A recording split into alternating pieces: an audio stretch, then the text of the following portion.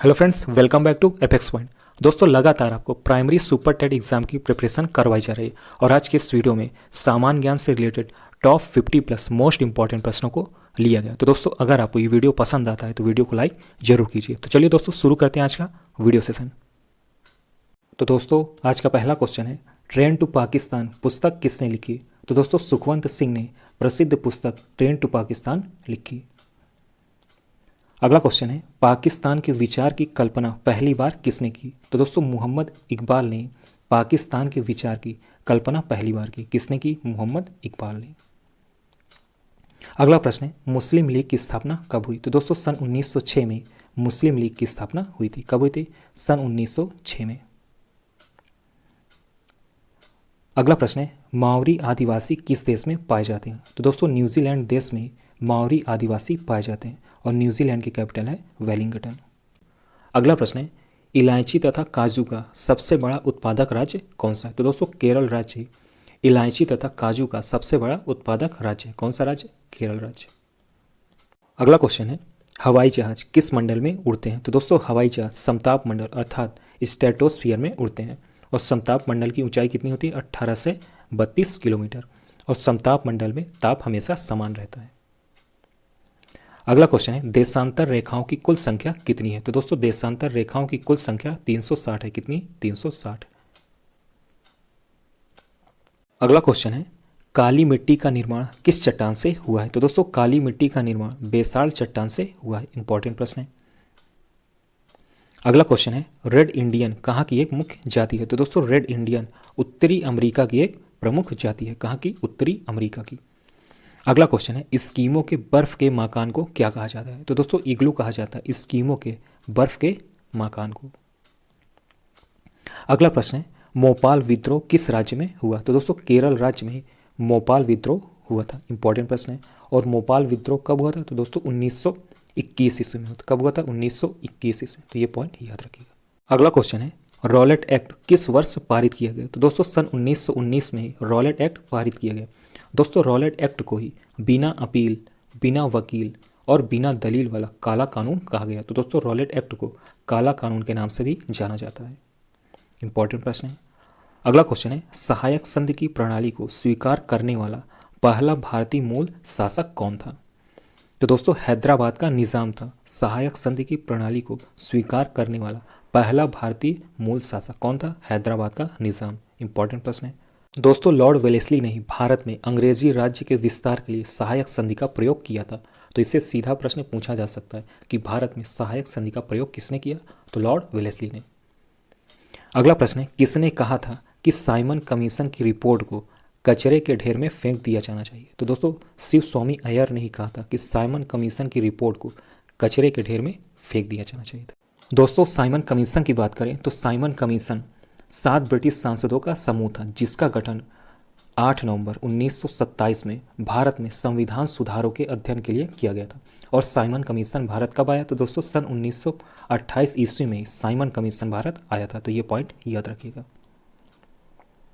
अगला क्वेश्चन है, किस दिन को मुस्लिम लीग द्वारा प्रत्यक्ष कार्यवाही दिवस के रूप में घोषित किया गया था? दोस्तों, 16 अगस्त 1946 ईस्वी को मुस्लिम लीग द्वारा प्रत्यक्ष कार्यवाही दिवस के रूप में घोषित किया गया था। इंपॉर्टेंट प्रश्न है।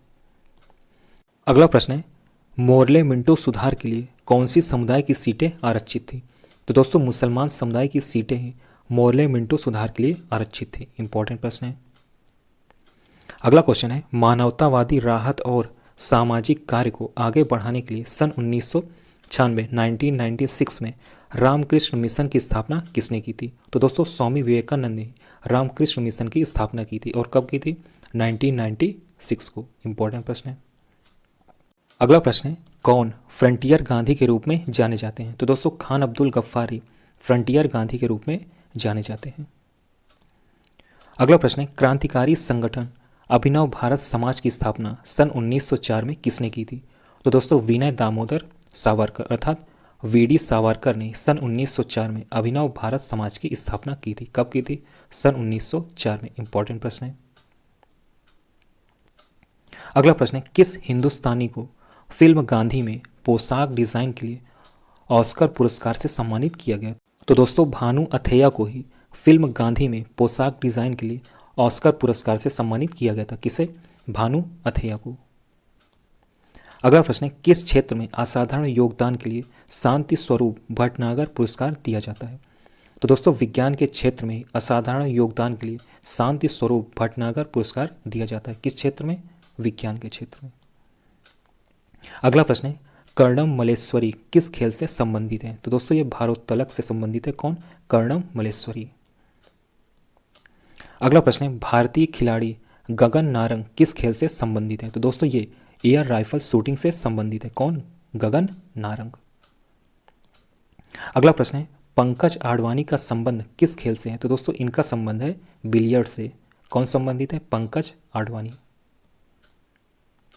अगला प्रश्न है, जीवन में विज्ञान को लोकप्रिय बनाने का प्रयास करने वाले लोगों को यूनेस्को द्वारा कौन सा अवार्ड दिया जाता है? तो दोस्तों कलिंगो अवार्ड दिया जाता है। किसे दिया जाता है? जीवन में विज्ञान को लोकप्रिय बनाने का प्रयास करने वाले लोगों को। और किसके द्वारा? यूनेस्को के द्वारा।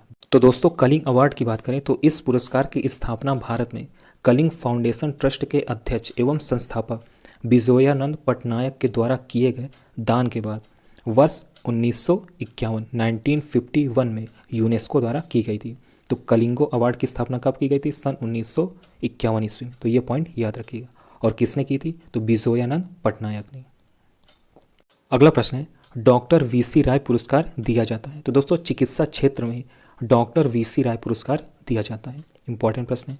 अगला क्वेश्चन है, रेमन पुरस्कार किस देश द्वारा प्रदान किया जाता है? तो दोस्तों फिलीपींस देश द्वारा रेमन पुरस्कार दिया जाता है। दोस्तों रेमन मैग्सेसे पुरस्कार की बात करें तो यह प्रत्येक वर्ष 31 अगस्त कब? 31 अगस्त को फिलीपींस की कैपिटल मनीला में दिया जाता है। अगला प्रश्न है, हिंदी दिवस के रूप में मनाया जाता है? तो दोस्तों 14 सितंबर को हिंदी दिवस मनाते हैं। कब मनाते हैं? 14 सितंबर को प्रत्येक वर्ष। अगला प्रश्न है, राष्ट्रीय प्रौद्योगिकी दिवस के रूप में कौन सा दिवस मनाया जाता है? तो दोस्तों 11 मई को ही राष्ट्रीय प्रौद्योगिकी दिवस मनाया जाता है। कब मनाते हैं? 11 मई को। अगला प्रश्न है, नोवाक जोकोविच किस देश से हैं? तो दोस्तों ये सर्बिया देश से हैं। नोवाक जोकोविच जो कि एक प्रसिद्ध टेनिस खिलाड़ी है। अगला क्वेश्चन है, राफेल नडाल किस देश से हैं? तो दोस्तों ये स्पेन देश से हैं। कौन? Rafael Nadal. और ये भी एक प्रसिद्ध टेनिस खिलाड़ी है। अगला क्वेश्चन है, रोजर फेडरर किस देश से हैं? तो दोस्तों ये स्विट्जरलैंड देश से हैं और ये भी एक प्रसिद्ध टेनिस खिलाड़ी है। तो इससे भी प्रश्न पूछा जाता है कि ये किस देश से हैं और ये किस खेल से संबंधित है। अगला क्वेश्चन है, मारिया सारापोवा किस देश से हैं? तो दोस्तों ये रूस देश से और ये एक टेनिस खिलाड़ी है। कौन? Maria Sharapova. अगला क्वेश्चन है, प्रथम पीढ़ी के कंप्यूटर प्रयोग करते हैं? तो दोस्तों प्रथम पीढ़ी के कंप्यूटर वैक्यूम ट्यूब प्रयोग करते हैं। प्रथम पीढ़ी के कंप्यूटर। इंपॉर्टेंट प्रश्न है। अगला क्वेश्चन है, स्वामी विवेकानंद हवाई अड्डा कहाँ स्थित है? तो दोस्तों यह छत्तीसगढ़ की कैपिटल रायपुर में स्थित है। स्वामी विवेकानंद हवाई अड्डा। अगला क्वेश्चन है, कुशोक बकुला रिम्पोछे हवाई अड्डा कहाँ स्थित है? तो दोस्तों यह लेह जम्मू कश्मीर में स्थित है। कुशोक बकुला रिम्पोछे हवाई अड्डा। इंपॉर्टेंट प्रश्न है। अगला क्वेश्चन है, लेंगपुई हवाई अड्डा कहाँ स्थित है? तो दोस्तों यह मिजोरम की कैपिटल आइजोल में स्थित है आपका लेंगपुई हवाई अड्डा। अगला प्रश्न है, कौन सा नियम है जो कंप्यूटर के बीच डेटा आदान प्रदान करने के लिए उपयोग किया जाता है? तो दोस्तों वह है प्रोटोकॉल, जो कि कंप्यूटर के बीच डेटा को आदान प्रदान करने के लिए उपयोग किया जाता है। प्रोटोकॉल। अगला प्रश्न है, भारतीय राष्ट्रीय ध्वज की लंबाई और चौड़ाई क्या है? तो दोस्तों इसकी लंबाई 3:2 में होती है। भारतीय राष्ट्रीय ध्वज की लंबाई 3:2 में। अगला प्रश्न है, स्वतंत्र भारत के राष्ट्रीय ध्वज का डिजाइन किसने बनाया था? तो दोस्तों पिंगली वैंकैया ने ही स्वतंत्र भारत के राष्ट्रीय ध्वज का डिजाइन बनाया था। इंपॉर्टेंट प्रश्न है। अगला क्वेश्चन है, भारत के राष्ट्रीय गान के रचयिता कौन है? तो दोस्तों रविन्द्रनाथ टैगोर ही भारत के राष्ट्रीय गान के रचयिता हैं। अगला प्रश्न है, राष्ट्रीय गान सर्वप्रथम कब और कहाँ गाया गया था? तो दोस्तों सन 1911 में गाया गया था। और कहाँ? तो कोलकाता में गाया गया था सर्वप्रथम राष्ट्रीय गान। इंपॉर्टेंट प्रश्न है। अगला प्रश्न है, भारत का राष्ट्रीय गीत कौन सा है? तो दोस्तों वंदे मातरम ही भारत का राष्ट्रीय गीत है।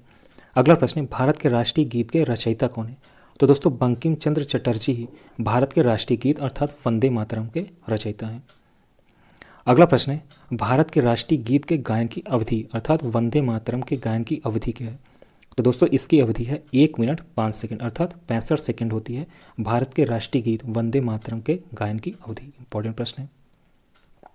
अगला क्वेश्चन है भारत का राष्ट्रीय गीत सर्वप्रथम कब गाया गया? तो दोस्तों 1896 1896 ईस्वी में भारत का राष्ट्रीय गीत सर्वप्रथम गाया गया था। इंपॉर्टेंट प्रश्न है। अगला क्वेश्चन है सारनाथ स्थित राष्ट्रीय स्तंभ का कौन सा भाग राष्ट्रीय प्रतीक चिन्ह में लिया गया? तो आंसर है शीर्ष भाग। दोस्तों सारनाथ स्थित राष्ट्रीय स्तंभ का शीर्ष भाग राष्ट्रीय प्रतीक चिन्ह में लिया गया। इंपॉर्टेंट प्रश्न है। अगला प्रश्न है विश्व स्तर पर सबसे बड़ी रेल व्यवस्था किस देश की है? तो दोस्तों अमेरिका की विश्व स्तर पर सबसे बड़ी रेल व्यवस्था है किस देश की? अमेरिका। अगला प्रश्न है भारत में प्रथम रेलगाड़ी कब चली? तो दोस्तों 16 अप्रैल 1853 1853 को भारत में प्रथम रेलगाड़ी चली। अगला प्रश्न है भारत में विद्युत रेलगाड़ी का प्रचलन किस वर्ष हुआ? तो दोस्तों 3 फरवरी 1925 को ही भारत में विद्युत रेलगाड़ी का प्रचलन हुआ। इंपॉर्टेंट प्रश्न है। तो दोस्तों ये था हमारा लास्ट प्रश्न। अगर आपको ये वीडियो पसंद आए तो वीडियो को लाइक जरूर कीजिए और यदि आप चैनल पर नए हैं तो चैनल को सब्सक्राइब भी जरूर कीजिए। तो चलिए दोस्तों मिलते हैं नेक्स्ट वीडियो में। Okay, good luck.